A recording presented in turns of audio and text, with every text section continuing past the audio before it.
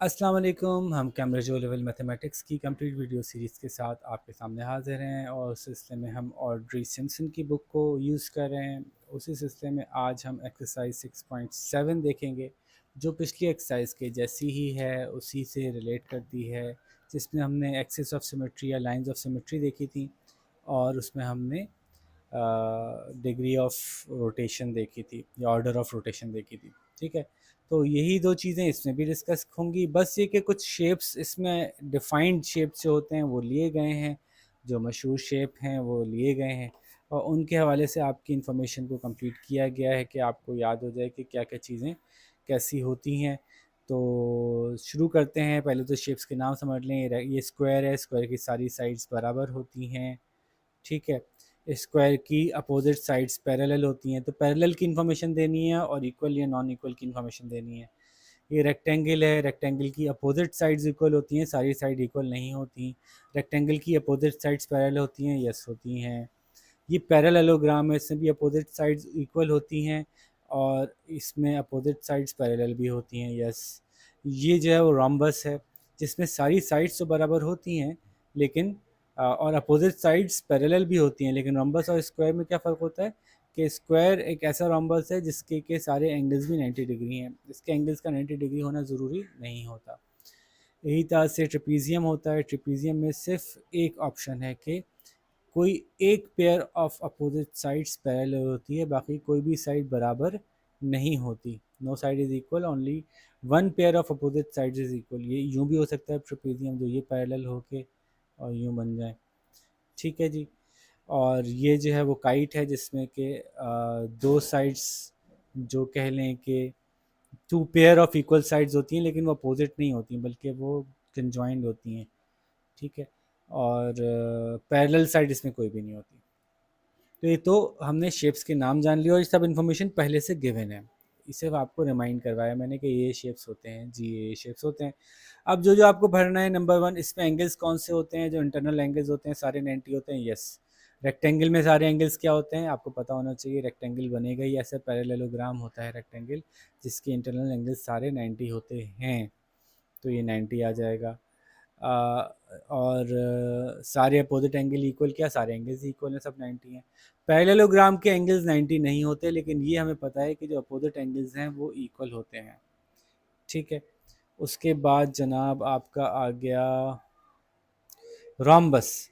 Rhombus के बारे में हमें क्या पता है कि रोम्बस के भी जो अपोजिट एंगल्स होते हैं वो इक्वल होते हैं। ठीक है, और जो ट्रेपीजियम है, ट्रेपीजियम के एंगल्स के बारे में हमें क्या पता है?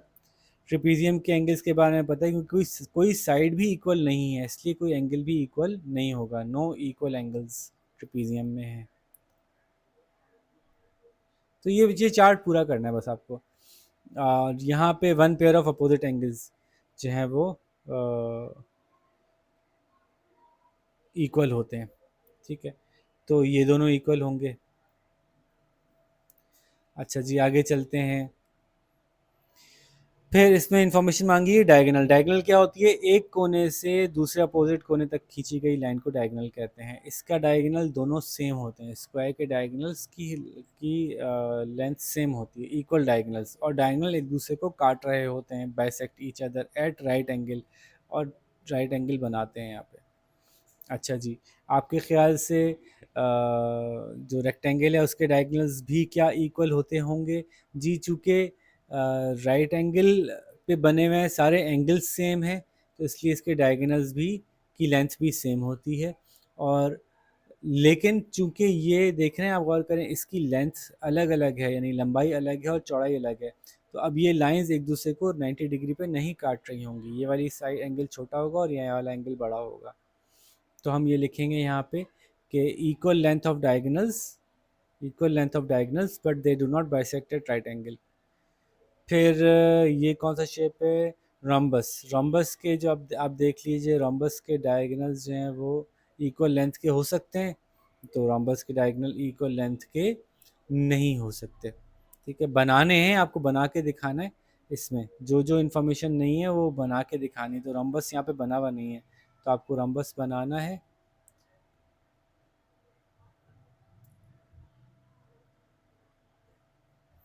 और अब रॉम्बस में रफ हैंड से बना रहा हूँ फ़िलहाल। काइट जैसा लग रहा है, बाल रॉम्बस की साइड सारी बराबर होती हैं, तो समहाउ कोशिश करता हूँ मैं दोबारा बनाने की, तो स्क्वायर बन जाता है। ठीक है, खैर चलें, थोड़ा थोड़ा काइट जैसा लग रहा है, लेकिन आप इमेजिन कर लें कि ये रॉम्बस ही बना है। ठीक है जी, तो रोम्बस बन गया। रोम्बस की को आपने बाय डायगोनल्स बना के दिखा दिए, डायगोनल्स बन गए। अब आपसे पूछ रहे हैं कि ये क्या डायगोनल्स की के बारे में आप क्या कमेंट करना चाहेंगे। वो डायगोनल्स, चूँकि रोम्बस में एंगल्स सेम नहीं है ना सारे, इसलिए जो है वो इसके लेंथ जो है वो अलग अलग होगी, डायगोनल्स की लेंथ अलग अलग होगी। लेकिन चूँकि साइड्स की लंबाई बिल्कुल सेम है, जब साइड्स की लंबाई बिल्कुल सेम होती है तो डायगोनल एक दूसरे को 90 डिग्री पे काट रहे होते हैं, देखते हुए नज़र आ रहा है। ठीक है, तो हम लिखेंगे different length of diagonal but bisect, bisect मतलब एक दूसरे को काटना, एट 90 डिग्री। अच्छा जी, फिर देखते हैं, ये ट्रिपीजियम की तो बात ही साफ सीधी सीधी है, ना सेम लेंथ होगी, ना एक दूसरे को बीच से काट रहे होंगे। बाइसेक्ट का मतलब होता है ऐसी जगह से काटना जहाँ बिल्कुल आधा आधा कर रहे होते हैं एक दूसरे को, तो एक दूसरे को बिल्कुल बीच से नहीं काट रहे, बाइसेक्ट नहीं कर रहे। अच्छा जी, दूसरी बात ये कि ये कहाँ हो गया, ये काइट, काइट के बारे में उन्होंने खुद ही बता दिया कि डायगोनल्स की लंबाइयाँ अलग अलग हैं, लेकिन एक डायगोनल दूसरे डायगोनल को बिल्कुल बीच से काटता है, तो और उस वक्त राइट एंगल बनता है। तो ये इन्फॉर्मेशन यहाँ पे हो गई, दी हुई है पहले से। अब असल में सवाल था जो ना, वो था lines of symmetry, axis of symmetry. बाकी आपसे ऐसे ही उन्होंने तफरीहन पूछ लिया, यूँ समझ लीजिए। तो अब ये जल्दी जल्दी से आप लोग खुद कर सकते हैं, बहुत आसान है। क्योंकि हम पहले डिस्कस कर चुके हैं, पहले लाइंस ऑफ सिमेट्री पूरी कर लेते हैं। रेक्टेंगल की लाइंस ऑफ सिमेट्री दो होती हैं, हमने की हुई है। ये देखें, रेक्टेंगल की लाइंस ऑफ सिमेट्री ऐसे फोल्ड हो सकता है और ऐसे फोल्ड हो सकता है। आपको पता है पैरेललोग्राम की मैंने बताई थी, दिखा के बना के दिखाई थी कि इसकी कोई लाइन ऑफ सिमेट्री नहीं हो सकती। और रोम्बस के अंदर हमने, चूँकि वो स्क्वायर की शेप का है, तो जो स्क्वायर के लिए हम कह सकते हैं, ऑलमोस्ट उसके लिए कह सकते हैं, लेकिन चूँकि इसके एंगल्स अलग अलग हैं, रोम्बस के एंगल्स अलग अलग हैं, तो यूँ फोल्ड हो सकता है और यूँ फोल्ड हो सकता है, ये ऐसे फोल्ड नहीं हो सकता। ठीक है, तो इसलिए इसमें हम axis of line of symmetries दो बोलेंगे रोम्बस में। और इसी तरह से ट्रेपीजियम के साथ तो ये मसला है कि ट्रेपीजियम में कोई एक्सिस ऑफ सिमेट्री होती ही नहीं है, शेप ही इसका कहीं से एक दूसरे से मैच ही नहीं करता। और काइट के अंदर जो है वो भी ऑब्वियस है कि चूँकि काइट की ये दो तो मैच करती हैं आपस में, लेकिन ये दो मैच नहीं करती, तो काइट सिर्फ यूं ही फोल्ड हो सकती है एक दूसरे के अंदर, तो इसलिए इसकी एक्सिस ऑफ सिमेट्री एक ही होती है। और ऑर्डर ऑफ रोटेशन सिमेट्री कितना कितना है, तो स्क्वायर का हम पहले डिस्कस कर चुके हैं कि स्क्वायर का जो है वो 4 होता है, क्योंकि 4 दफ़ा ये घूम के अपनी असली जैसी शक्ल दिखा रहा होता है। और रेक्टेंगल का हमें पता है 2 होता है, वो आंसर दिया हुआ भी है इन्होंने। और इसी तरह से जैसे रेक्टेंगल अपनी 2 दफ़ा ऐसी शक्ल बना लेता है जैसी कि ओरिजिनल लग रही हो, तो ये पैरेललोग्राम भी ऐसे ही 2 दफ़ा घूम के उस हालत में आ जाती है। और इसी तरह से जो आपका रोम्बस है, रोम्बस भी चूँकि उसकी शक्ल ऐसी है, तो इससा घूम के अपनी ओरिजिनल हालत में नहीं आया, लेकिन इससा घूम के आ गया, फिर वापस इससा घूम के नहीं आया, लेकिन इससा घूम के आ गया, तो 2 दफ़ा वो अपनी ओरिजिनल हालत में आया। तो रम्बस भी 2 दफ़ा, 2 ऑर्डर नंबर 2 है इसका रोटेशन सिमेट्री का।